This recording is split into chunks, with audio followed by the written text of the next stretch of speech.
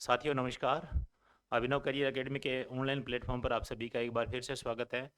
और मैं आशा करता हूं कि इसके माध्यम से जितने भी जो कम्पिटिटिव एग्ज़ाम हैं उन सभी की जो तैयारी करवाई जा रही है वो आप तक पहुंच रही है और अच्छे से आप तैयारी भी कर रहे हो। और इसी के साथ आप जुड़े रहिए, अपने भाई मित्र बंधुओं को उन सभी को ये क्लासें भी सेंड कीजिए। और साथ ही साथ अपने जो करंट जीके की क्लास है वो भी अपने चल रही है और उसको भी आप यानी अच्छे से देखिए। और अभी जो वर्तमान में पेपर आने वाले हैं, second grade, first grade, fourth grade, third grade और आर एस मेंस का जो नज़दीकी अभी एग्ज़ाम है उसके लिए काफ़ी महत्वपूर्ण ये करंट जीके बन जाता है। तो ऐसे मामले में अपने जो रोज़ाना का जो करंट जीके है उसमें एक दो दिनों को इकट्ठे करके और उसमें जो मुख्य पॉइंट होता है उसको निकाल करके अपने ले आते हैं, ताकि आप सभी के लिए बहुत ही एक फ्रूटफुल रहे, उपयोगी रहे। और इसके माध्यम से आज का प्रश्न जो आपके लिए रहेगा वो है बिम्स्टेक क्या है। ये प्रश्न रहेगा। इस बिम्स्टेक के बारे में अपने बहुत कम यानी स्टूडेंट जानते भी है और बहुत कम इसके पूरा एनालिसिस नहीं कर पाते हैं। तो ऐसे मामले में यानी बिम्स्टेक क्या है इसकी पूरी जानकारी लेंगे और ये किससे रिलेट है और भारत के लिए क्यों महत्वपूर्ण हो जाता है, इसके लिए अपने पूरी चर्चा करेंगे इस क्लास के माध्यम से। छोटी सी क्लास है ये और ज़्यादा बड़ी क्लास नहीं है। ऐसे में अपने छोटे छोटे टॉपिक हैं, उन टॉपिक के माध्यम से ये क्लियर करेंगे। ठीक है, यह भारत के लिए क्यों महत्वपूर्ण है बिम्स्टेक। तो सबसे बड़ी बात तो ये है कि अभी हाल ही में ये चर्चा का विषय बना हुआ है, क्योंकि अपने देश के पीएम मोदी थाईलैंड गए थे इस बिम्स्टेक के छठे सम्मेलन में भाग लेने के लिए। और ये 20वीं बैठक हुई है अभी वर्तमान में अप्रैल मंथ में। और बिम्स्टेक बैंकॉक में ये आयोजन इसका किया गया था, छठे जो सम्मेलन है अपने इसका बिम्स्टेक का। और इसका जो सम्मेलन हुआ था ये थाईलैंड में हुआ था, बैंकॉक की राजधानी यानी अपने थाईलैंड की राजधानी बैंकॉक में। और इसलिए ज़्यादा चर्चा में है ये। और यह संगठन दक्षिणी एशिया और दक्षिणी पूर्व एशिया के 7 देशों यानी ये देश यानी भारत के इधर नज़दीक में दक्षिण यानी एशिया के दक्षिणी भाग में और दक्षिणी पूर्वी एशिया के 7 देशों को जोड़ता है ये। और ये क्षेत्रीय सहयोग को मजबूत करता है। सबसे बड़ी बात तो ये है, ये सहयोगात्मक संगठन है। ये कौन सा संगठन है? ये सहयोगात्मक संगठन है, क्षेत्रीय सहयोग को मजबूत करता है, क्षेत्रीय सहयोग को मजबूत करता है। और इसके बारे में पूरी डिटेल से जाने तो आगे बात करते हैं कि बिम्स्टेक यानी बिम्स्टेक ये है इसकी फुल फॉर्म, BIMSTEC। ये कब बना यानी बिम्स्टेक, ये इसके फुल फॉर्म है। इसकी फुल फॉर्म की बात करें तो ये आता है bay of Bengal initiative for multi sectoral technical and economic cooperation. सबसे बड़ी बात तो यह कि इनका सहयोग किस में है? टेक्निकल एंड इकोनॉमिक यानी आर्थिक और तकनीकी सहयोग के लिए ये 7 देशों का समूह बना है, 7 देशों का समूह बना है। और बंगाल की खाड़ी से जुड़े हुए देशों का एक क्षेत्रीय संगठन है। इसकी स्थापना 1997 में हुई थी। इसकी स्थापना याद रखो आप। एक मैं बता देता हूँ कि ये जैसे आरएस का मेंस का एग्ज़ाम है उसमें ये जून में होने वाला है। तो इसमें ये जो पेपर है, पेपर में आपका सीधा सीधा डायरेक्ट यानी बिम्स्टेक क्या है, इसके बारे में भारत के लिए क्यों महत्वपूर्ण हो जाता है, ये प्रश्न बिल्कुल हूबहू ऐसा ही यानी 2 नंबर का या 5 नंबर का आ सकता है। ठीक है, तो ऐसे मामले में ये पूरा एनालिसिस किया हुआ इसमें। ऐसा हूबहू ऐसा लिखते हो तो पूरे 5 में से 5 नंबर मिलते हैं। अगर इसमें से बाकी जो सेकंड ग्रेड या फर्स्ट ग्रेड के लिए ऐसे प्रश्न आते हैं तो इनमें से ये स्थापना पूछ सकते हैं, फुल फॉर्म पूछ सकते हैं, हाल ही में यात्रा कितने देशों का समूह है या संगठन है इसके बारे में पूछ सकते हैं। और बाद में शामिल होने वाले जो देश हैं उनमें उनके बारे में पूछा जा सकता है। तो आपको ध्यान में रखना है कि इसकी स्थापना कब हुई थी? 1997 में हुई थी। कब हुई थी? 1997 में। शुरुआत में इसमें बांग्लादेश और भारत, श्रीलंका और थाईलैंड ये 4 ही देश थे। और बाद में म्यांमार को शामिल कर लिया गया इसमें, म्यांमार भी शामिल हुआ और नेपाल भी शामिल हुआ और भूटान के शामिल होने से इसका नाम क्या पड़ा? इसका नाम पड़ता है बिम्स्टेक। क्या नाम पड़ता है? बिम्स्टेक नाम पड़ता है। ठीक है, तो इसका फुल फॉर्म याद रखिए आप, यानी bay of Bengal initiative for multi यानी sectoral technical and economic cooperation. इसके अगर मान लो कि हिंदी में बात करें तो ये आता है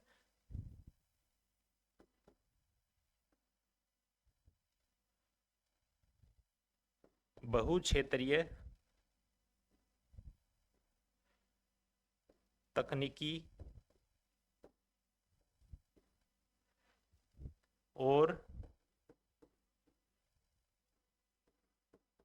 आर्थिक सहयोग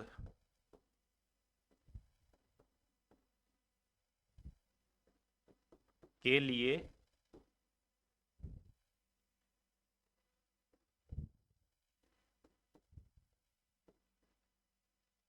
बंगाल की खाड़ी पहल,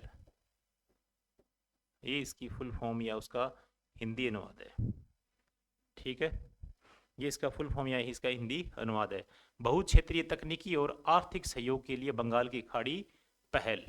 ठीक है, तो ये इतने 7 देश, और कौन कौन से देश हैं इनके बारे में बात करें तो ये देखो, एक बार मैप में अपने ध्यान दे लेते हैं कि ये देखो इंडिया, यहाँ पर ये इंडिया का मैप है,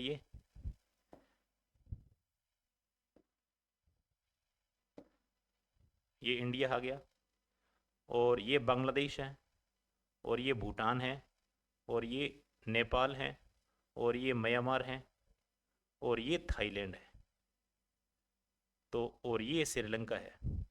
इसमें 7 देश हैं, थाईलैंड, म्यांमार, बांग्लादेश, और भूटान, और नेपाल, और भारत, और श्रीलंका। 1 2 3 4 5 6 7, 7 देश है। इन 7 देशों का समूह है। ये एशिया का दक्षिणी और दक्षिणी पूर्वी के देश इस संगठन में शामिल हैं। ठीक है, तो ये आप ध्यान रखिए। और दूसरी बात ये है कि इसमें, हाँ ये सारे देश है इसमें सारे शामिल है। ठीक है ना, तो इसी के साथ में ये हो जाता है। आगे बात करते हैं अपने, आगे नेक्स्ट अपने बात करें इसका उद्देश्य क्या है। इसका उद्देश्य इसके सदस्य देश व्यापार, निवेश, कृषि, पर्यटन, सुरक्षा और जलवायु परिवर्तन, विज्ञान और प्रौद्योगिकी जैसे क्षेत्रों में सहयोग करते हैं। और इसका उद्देश्य आर्थिक तकनीकी, यानी इसका मुख्य उद्देश्य क्या है। इसका मुख्य उद्देश्य ये है कि यानी आर्थिक तकनीकी, आर्थिक और तकनीकी सहयोग, आर्थिक और तकनीकी सहयोग को बढ़ावा देना है, और क्षेत्रीय कनेक्टिविटी को मजबूत करना है। क्षेत्रीय कनेक्टिविटी को क्या करना है, मजबूत करना है। ये इसका उद्देश्य है संगठन का। भारत के लिए बिम्स्टेक क्यों महत्वपूर्ण है, भारत के लिए बिम्स्टेक क्यों महत्वपूर्ण है। भारत के लिए बिम्स्टेक रणनीतिक रूप से महत्वपूर्ण है क्योंकि यह चीन के हिंद महासागर, यानी चीन का हिंद महासागर, चीन के हिंद महासागर की बात करें, यानी चीन के हिंद महासागर में बढ़ते प्रभुत्व को चुनौती देने के लिए में ये मदद करता है। यानी चीन है, और चीन क्या कर रहा है, हिंद महासागर के छोटे छोटे द्वीप हैं उनको कर्ज दे करके या उनको अपने कर्जदार बना करके ऐसे कंडीशन में वो क्या कर रहा है कि उन पर प्रभुत्व स्थापित कर रहा है। और ये बढ़ते काउंटर, यानी हिंद महासागर पर बढ़ते प्रभुत्व को काउंटर करने के लिए इन देशों ने मिलकर के क्या किया है, संगठन बनाया है। और भारत देश की इसमें अहम भूमिका पड़ जाती है क्योंकि ये हमारे लिए फायदेमंद नहीं है चीन का प्रभुत्व हिंद महासागर में बढ़ता हुआ। ठीक है, तो भारतीय विदेश मंत्री कौन है, एस जयशंकर। भारतीय विदेश मंत्री एस जयशंकर ने कहा है कि बिम्स्टेक के जरिए भारत के पूर्वोत्तर राज्यों को, यानी भारत के पूर्वोत्तर राज्यों को, किनको, भारत के पूर्वोत्तर राज्यों को दक्षिणी पूर्व एशिया से जोड़ा जा रहा है। तो भारत के पूर्वोत्तर राज्य, जैसे मान लो भारत के पूर्वोत्तर राज्य, इनको बोलते हैं सेवन सिस्टर। ये देखो, ये भारत के पूर्वोत्तर राज्य सेवन सिस्टर, यहाँ वाला जो एरिया ये पड़ जाता है, ये वाला एरिया। और इसको देश यानी एशिया के दक्षिणी और पूर्वी इन देशों से जोड़ा जा रहा है, इन देशों से ये जोड़ा जा रहा है। तो अपने पूर्वोत्तर राज्यों को, ये पूर्वोत्तर राज्य सेवन सिस्टर वाले जो ये पूर्वोत्तर राज्य, इन देशों से जोड़ना ही हमारा एक अहम ये मुख्य उद्देश्य है। तो एस जयशंकर जो विदेश मंत्री है, उनकी बात ये साबित हो जाती है कि जो भारत के पूर्वोत्तर स्टेट है उनको क्या कर रहे हैं, एशिया के दक्षिणी पूर्वी एशिया से जोड़ा जा रहा है। ठीक है, नेक्स्ट बात करते हैं, क्या बिम्स्टेक सार्क विकल्प बन सकते हैं। देखो, सार्क पाकिस्तान के कारण निष्क्रिय बना हुआ है। ठीक है, जो सार्क है वो पाकिस्तान है, सार्क में कौन शामिल है, पाकिस्तान शामिल है, इसलिए ये भारत के लिए बाधा का मतलब अड़चन ये पैदा करता रहता है, बाधा पैदा करता रहता है। इसलिए पाकिस्तान के कारण निष्क्रिय बना हुआ है, जबकि बिम्स्टेक में पाक नहीं है। सबसे बड़ी बात तो ये कि बिम्स्टेक जो संगठन है उसमें पाकिस्तान नहीं है। इससे भारत को बिना बाधा के क्षेत्रीय सहयोग को बढ़ावा देने का मौका मिलता है। अगर बात करें सार्क की, थोड़ी सी इसमें झलक देख लेते हैं। सार्क सार्क इसको इसकी बात करें ये सार्क की, तो इसकी स्थापना कब हुई थी सार्क का, यानी जैसे मान लो इसके हिंदी में नाम अपने देखें तो दक्षिणी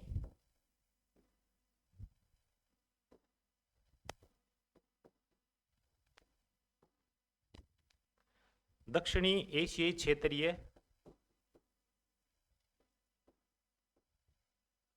क्षेत्रीय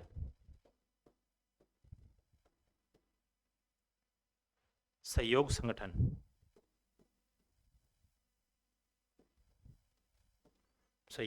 संगठन, साउथ एशियन एसोसिएशन,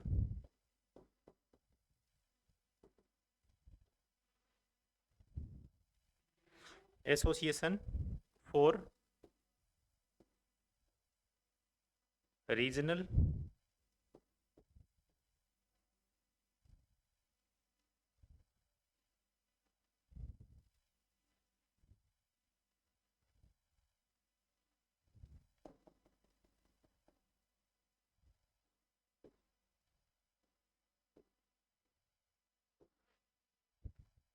कोऑपरेशन।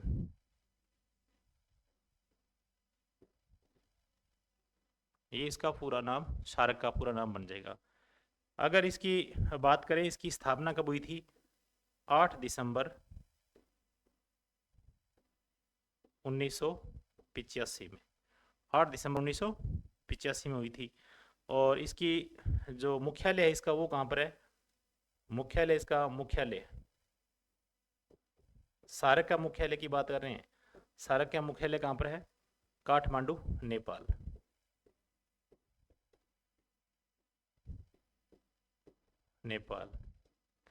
इसमें कौन कौन से देश शामिल हैं? तो अफगानिस्तान,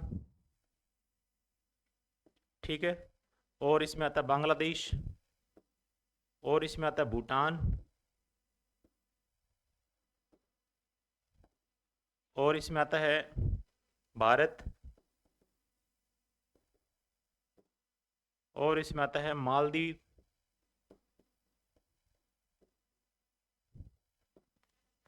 और इसमें नेपाल, और पाकिस्तान, और श्रीलंका। इतने देश इसमें शामिल है। अफगानिस्तान, बांग्लादेश, भूटान, इंडिया, मालदीव, नेपाल और पाकिस्तान और श्रीलंका, ये इसमें देश शामिल हैं। और इसको हिंदी में अगर बात करें तो इसको हिंदी में शॉर्ट में दक्षेस भी कहते हैं। दक्षेस नाम है इसका, शॉर्ट में ऐसे दक्षेस। ये है बिम्स्टेक सार्क का विकल्प बन सकता है, क्योंकि सार्क अगर इसमें पाकिस्तान न होता तो सार्क संगठन खूब सारा यानी चलता और अच्छा था ये।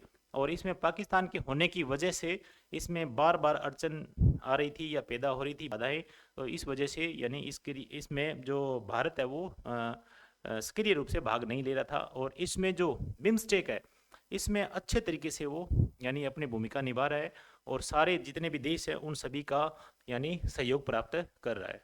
ठीक है, तो ये है सार्क संगठन। और सार्क की स्थापना 1985 में हुई थी, और इसमें इतने देश है, 1 2 3 4 5 6 7 8 देश है इसमें। ठीक है, और इसका मुख्यालय जो कहाँ पर है? काठमांडू, नेपाल में है। ठीक है, और उसके बाद में ये सार्क की फुल फॉर्म दक्षिणी एशिया क्षेत्रीय सहयोग संगठन, इसको दक्षेस भी कहते हैं, और south Asian association for regional cooperation. ठीक है, तो आगे बात करते हैं बिम्स्टेक की उपलब्धियां और चुनौतियां क्या है। अभी वर्तमान में बिम्स्टेक है, इसकी अगर बात करें तो चुनौतियां क्या है और इसकी उपलब्धियां क्या रही है। बिम्स्टेक देशों के बीच में व्यापार जो है वो साल 2000 में $5 बिलियन था। कितना था, $5 बिलियन था, और ये 2023 तक बढ़ करके कितना हो गया, $60 बिलियन हो गया। तो बहुत ज़्यादा इसने वृद्धि की है, 12 गुना वृद्धि कर ली इसने। और हालांकि अब तक कोई फ्री ट्रेड एग्रीमेंट नहीं है, नहीं हो सका बांग्लादेश और चीन के बीच में बढ़ती नज़दीकी। अभी जैसे मान लो कि बांग्लादेश और चीन, इन दोनों की नज़दीकियां काफ़ी अभी बढ़ी हुई है, क्योंकि मोहम्मद यूनुस बांग्लादेश के जो सलाहकार है, बांग्लादेश सरकार के सलाहकार है मोहम्मद यूनुस, उनका दौरा अभी चीन में हुआ था। और इस मामले में उन्होंने, यूनुस ने ये भी कहा था कि बंगाल की खाड़ी है उसके एकमात्र रक्षक बांग्लादेश है। तो ऐसे मामले में पलटवार में अपने जो विदेश मंत्री है जयशंकर, उन्होंने कहा था कि बांग्लादेश की आप सीमा देख लीजिए और भारत की सीमा देखिए कितने टच करती है बंगाल की खाड़ी से। तो इसका रक्षक या सीमा जो है वो हमारे देश से या उन्होंने हमारे देश की ज़्यादा है। और बाकी जो पूर्वोत्तर जो स्टेट है उनकी भी सीमा बंगाल की खाड़ी से लगती है। और ऐसे मामले में 6500 किलोमीटर हमारी सीमा जो है वो बंगाल की खाड़ी से टच करती है। ऐसे मामले में यानी बांग्लादेश की तो बहुत सीमा कम है। और इस मामले में फिर ऐसे कैसे ये बयान दे सकते हैं कि हमारे जो यानी पूरी बंगाल की खाड़ी का रक्षक ये बांग्लादेश है।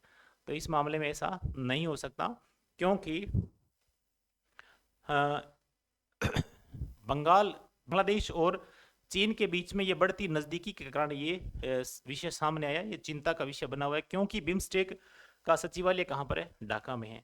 तो बिम्स्टेक, अभी देखो बिम्स्टेक एक मजबूत संगठन था, परंतु ये सचिवालय कहाँ पर है, ढाका में होने की वजह से, और ढाका यानी बांग्लादेश की राजधानी ढाका में होने की वजह से, और बांग्लादेश जो है चीन के प्रभुत्व में है, उनकी नज़दीकियाँ काफ़ी है उनके नज़दीक होने की वजह से। क्योंकि अभी वर्तमान में उन्होंने यानी कर्ज दे रखा है, चीन ने 64 लाख रुपए का यानी 64 लाख करोड़ रुपए का कर्ज उनको दे रखा है, किसको, बांग्लादेश को। इस वजह से उनकी वाणी में ये हाँ में हाँ मिला रहा है। तो ऐसे में ये हो जाता है भारत के लिए, यानी काउंटर करने की नीति जो है ये यानी अपने देश, जितने भी दूसरे देश है अपने बिम्स्टेक के, उन देशों के साथ में अच्छे यानी संबंध होने चाहिए। और साथ ही साथ श्रीलंका के साथ में बहुत अच्छे, यानी एक हम्बन टोटा जो द्वीप है उसके बारे में भी उन्होंने एक टिप्पणी की थी, वो अगली वीडियो में अपने बात करेंगे। ठीक है, एक कच्चा द्वीप है उसके बारे में बात करेंगे। एक पंबन रेल पुल है उसका उद्घाटन किया था, उसके बारे में भी अपने एक प्रश्न जो अपने नेक्स्ट क्लास में लेके आएंगे। तो इस बारे में अपने ये क्लास जो आज अपनी पूर्ण हुई। ठीक है, तो इसमें प्रश्न क्या बन सकता है, प्रश्न एक तो आरएस मेंस के लिए प्रश्न सीधा ही बनेगा, बिम्स्टेक क्या है, ये भारत के लिए क्यों महत्वपूर्ण है। तो ये पूरा पूरा पूरा पूरा आपको लिखना पड़ेगा। और उसके बाद में ये छठा सम्मेलन हुआ था, ये बिम्स्टेक का कौन सा सम्मेलन हुआ था, ये छठा सम्मेलन हुआ था। और इसके बाद अपने बात करें तो ये मुख्य उद्देश्य क्या है इसका, मुख्य उद्देश्य यानी ये है कि आर्थिक और तकनीकी मामले में ये संगठन बना हुआ है, उसके यानी सहयोग करने के लिए ये संगठन बना हुआ है। इसकी स्थापना कब हुई, इसकी स्थापना होती है 1997 में।